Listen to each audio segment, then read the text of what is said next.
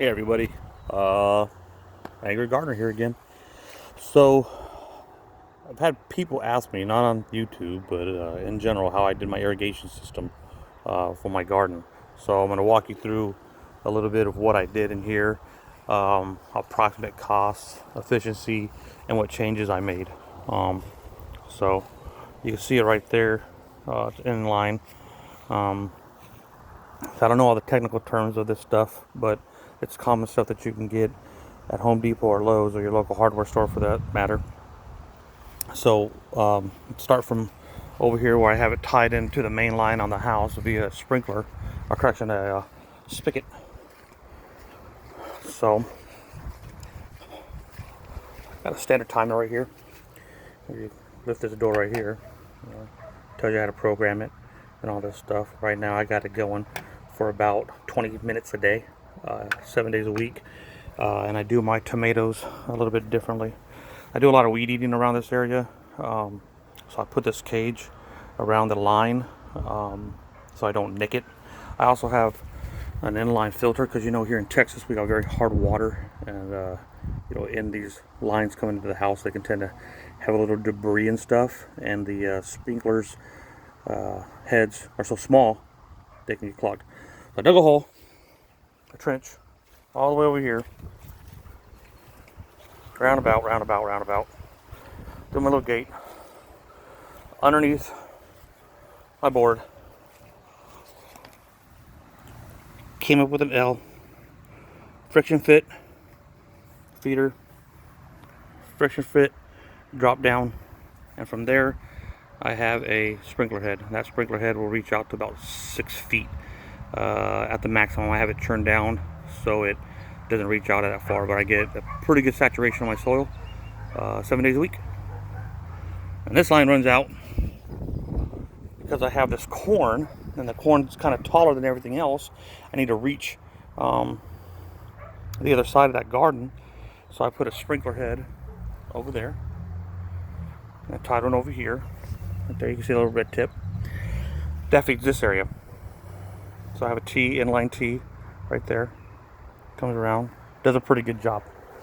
Then in this line, because I was told that we don't want to water the tomato plants so much, and I've been battling blight, which I found out is a type of fungus from overwatering or just saturation of the leaves. Bacteria grows, creates fungus, infects the plants, and it kind of looks like, I can't really, right here. So see that black on there? Let me see how well you see it. It's like a discolorization general right there. Wilts and kills the leaf. The fungus, like I said in the last video, garden dust by Bonide, I think I'm saying it correctly. Spray it, upper leaf, bottom of the leaf, all around.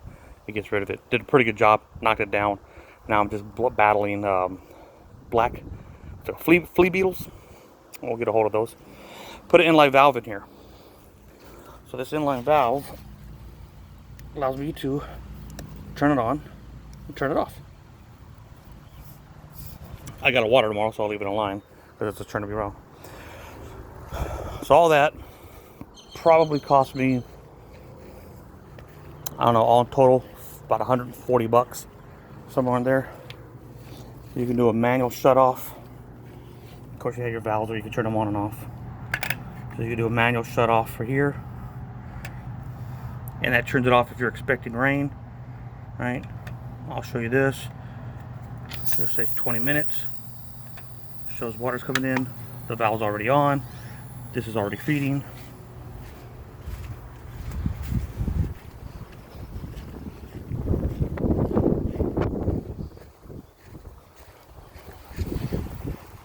Water. High quality H2O. Not as good as holy water, as my friend Cody says, but for this, it does the job. And just so you know, when I just got gutters put into the house not too long ago, I asked a gentleman to put a downspout right here. I got a barrel that I'm going to put right here and change out this downspout so I can always do a drip irrigation later on to feed my plants. So I don't need to water in the heat of the day. It's currently about 83 degrees out here. So I'll come over here, turn it off, and it's off. So that's how I did it. So if you have any questions, comment, message me on YouTube here on the channel, and tell me what you need to know. I'll try to answer as best as I can. Give me some suggestions. You know, by no means am I perfect. I just like to learn stuff. I'm doing this in a community. You know, I'm gonna track home.